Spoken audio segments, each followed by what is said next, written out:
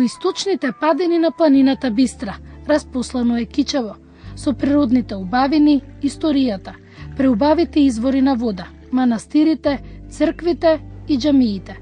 Во градот се слуша молитвата и звукот на камбаната и учењето на оџата. Кичевчани горди на своите споменици и историја. Античкото име на градот е Ускана, но во 14 и 15 век, од тука сите минувачи, патеписци, градот го споменувале уште како Кричово или Крчово, име кое го добиле после населувањето на словените. Според писанијата на Марко Ципенков, сестрата на крале Марко, Кита, живеела на Калето, кој всушност е денешното Кичевско Кале, и градот го добил по неја името Кичево. Кичево прв пат се спомнува во 1018 година, во една повелба на византискиот император Василий II, каде што се вели место Кицавис, кој припаѓа на Охридската архиепископија, што значи дека според, за разлика од легендата, Кичево е сепак името на градот е од постар период. На Китино Кале, кој може да се рече археолошки локалитет, нема систематски истражувања, меѓутоа според случајните наводи може да се претпостави дека на ова место имало живот уште и во бронзено и метално време, а поготово средновековниот период. Инаку интересно е за Кичево да се каже дека според податоците на Фанула Папазоглу, дека во близина на Кичево се наоѓа и античкиот град Ускана. За сега се уште не е утврдена неговата локација, меѓутоа може да се претпостави дека е или е Калето или во близина на Калето. На Калето е Костурницата, на местото каде почиваат многу борци.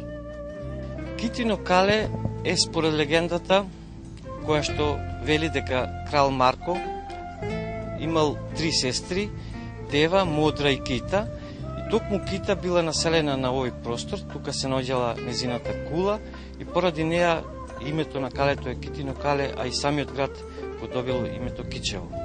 Зашто е познато друго Калето? Што има овде? Има Костурица, може ли да не раскажете?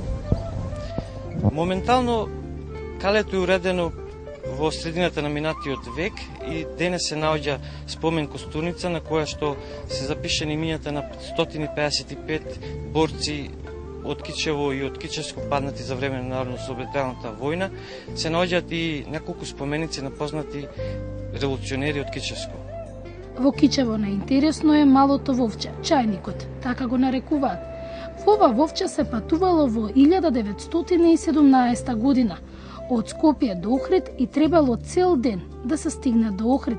Патниците раскажуваат дека на горнините требало да се симнат да одат пеш, а вовчето стигнувало по цел 1 час, па имале време да се запознаат меѓу себе и да ручаат сите патници заедно. Денес ова вовче е убав експонат на Кичево. Името на сестрата Кита на крале Марко се споменува и на другата страна од градот, ридот спроти Кичевското Кале, манастирот Свети Ѓоргија во селото Кнежево.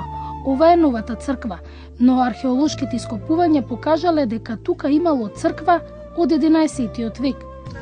Позади нас се наоѓа Кнежинскиот манастир средновековен, кој според податоците најверојатно е изграден некаде крајот на 11 век, меѓутоа со сигурност може да се потврди дека веќе во крајот на 14 век постоел Кнежинскиот манастир, бидејќи со освојувањето од страна на србите, односно кралот Милутин, во една негова повелба вели дека ги обдарил манастирите Трескавец во Прилеп и Свети Ѓорѓе во Кичевско.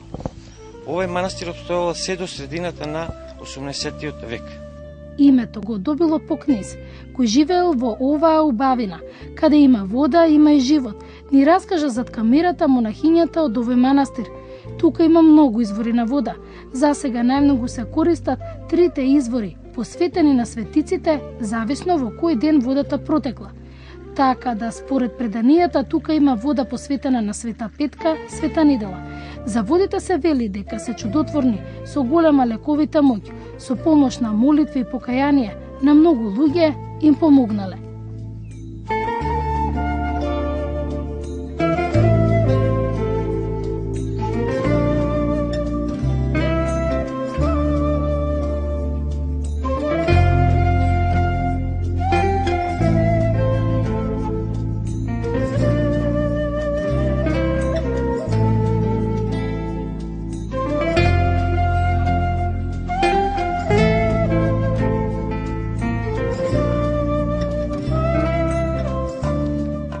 Во Кичево живеат христијани и муслимани, но без разлика што имаат различна вера и за едните и за другите, манастирот Света Пречиста Кичевска е духовниот мир за сите.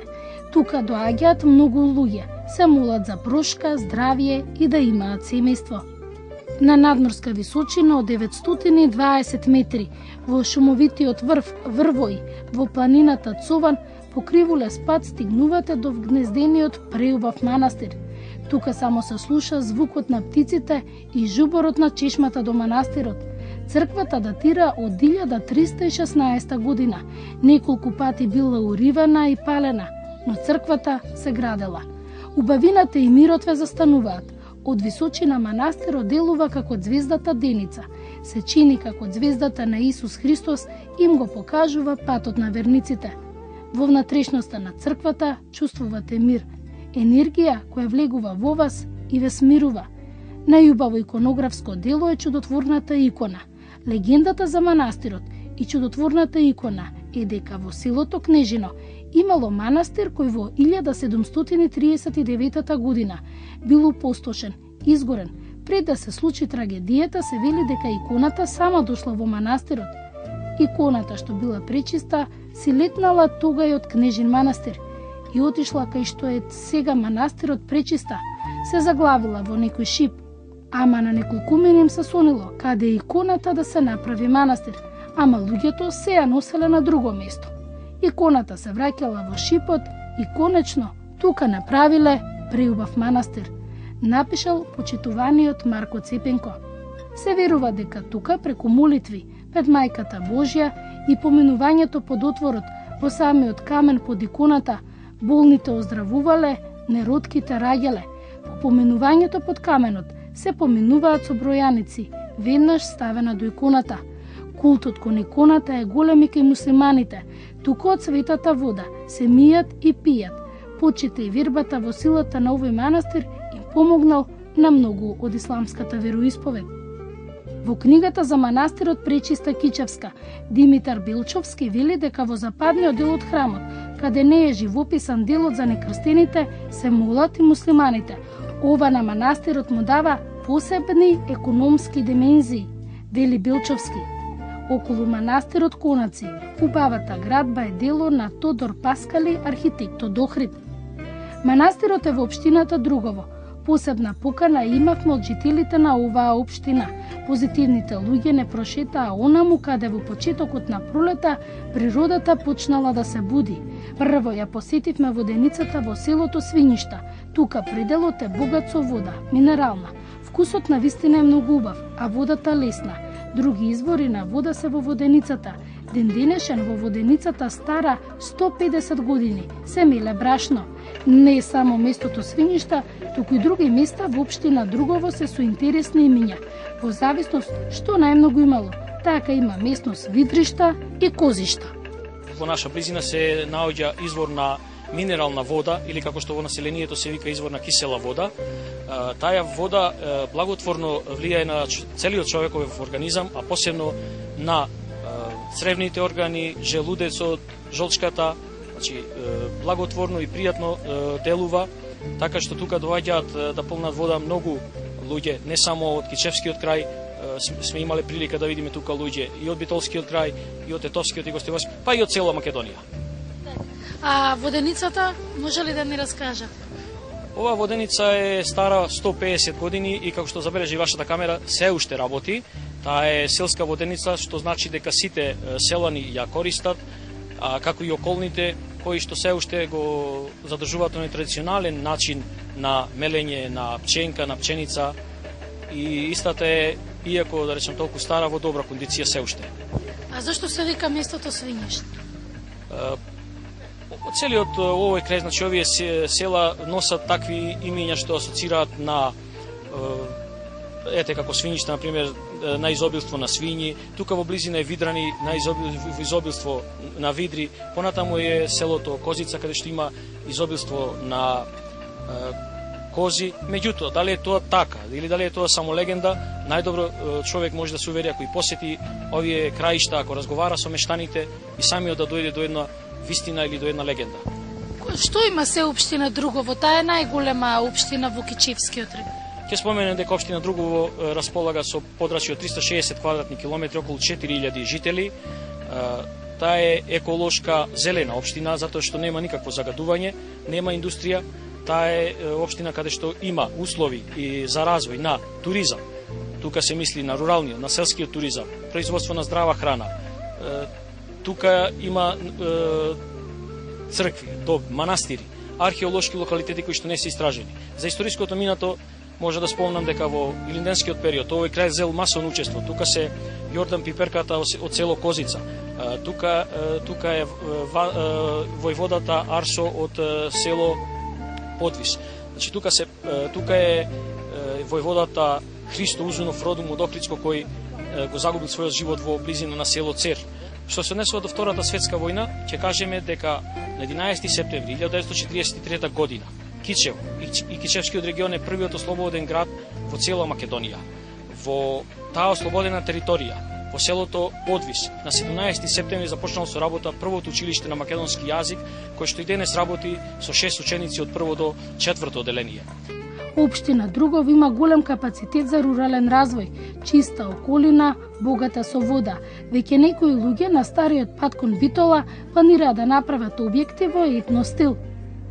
Ова општина има своји планови за развој на туризмот. Како што кажавме, тука е транзитно подрачје бидејќи поминуваат патните правци за Битола и за Охрид, така што сега првенствено сакаме да ставиме акцент на тие туристи кои што транзитираат, а понатаму кои ќе се подготват и услови, значи да привлечеме туристи со ноќевање и со разгледување на општината Другово. Другово има што да понуди. Во оваа општина било првото училиште на македонски јазик, а веднаш до патот кон Охрид се слуша како извира реката Треска, вода каде има на интересна флора и фауна. Сега се наоѓаме во село Извор, 15 километри од Кичево, веднаш покрај патниот правец Кичево-Охрид. Овде, на ова место е изворот на реката Треска. Оваа вода, како што гледаме вака каптирана, е изграден овој проект во 1975 година за потребите на најголемиот рибник во Македонија, кој денес успешно работи оде во наша близина. Инаку пред тоа бил еден природен извор.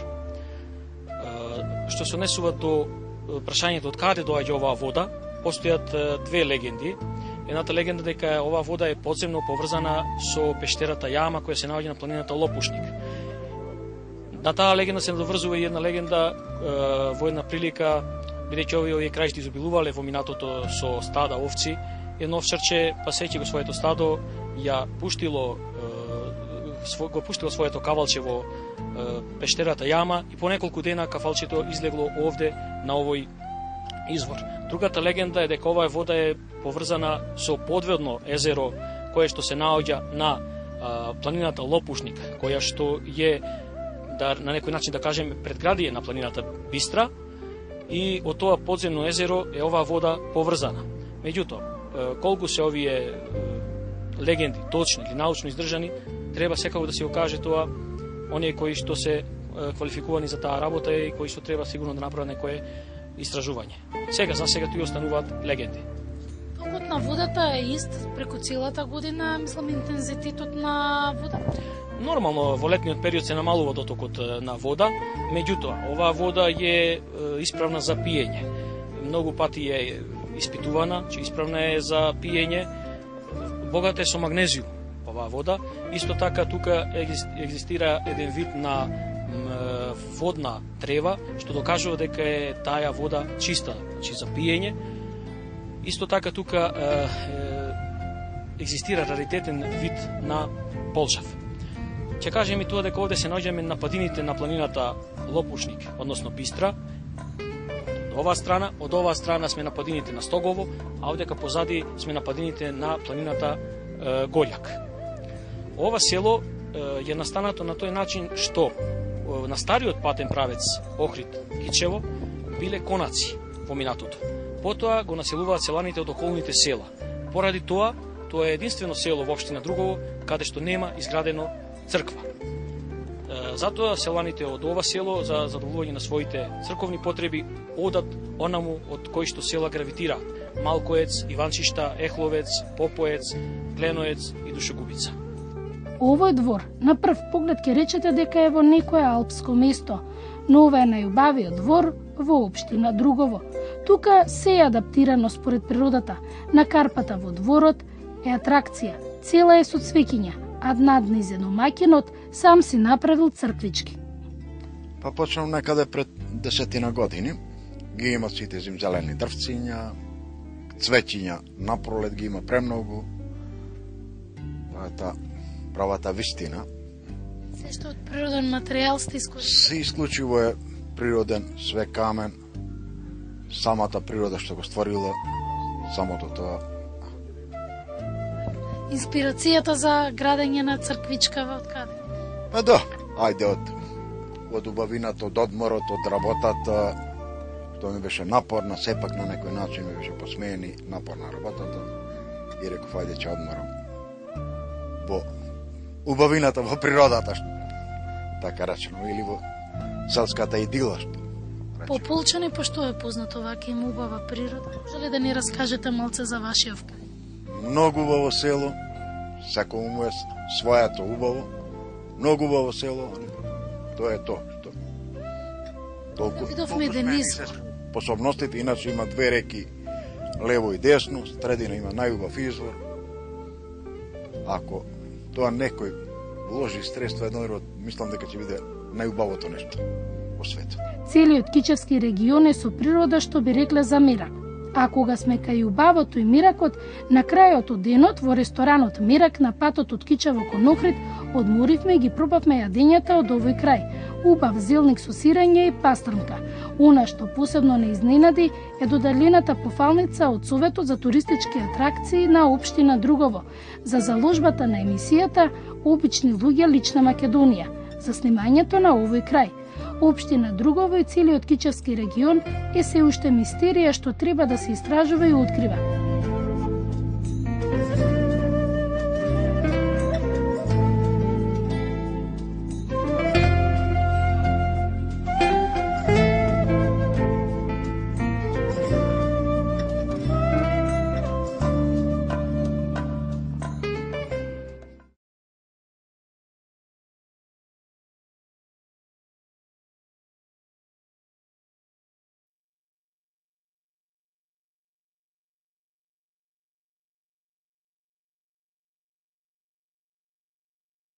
Знаеш? Така, ќе правиме мој бе, Тиму, ше малце остана, ајде, сега до кој издржим, не дај Боже ќе видиме. Мама, тато, како се? Супер бе, супер, све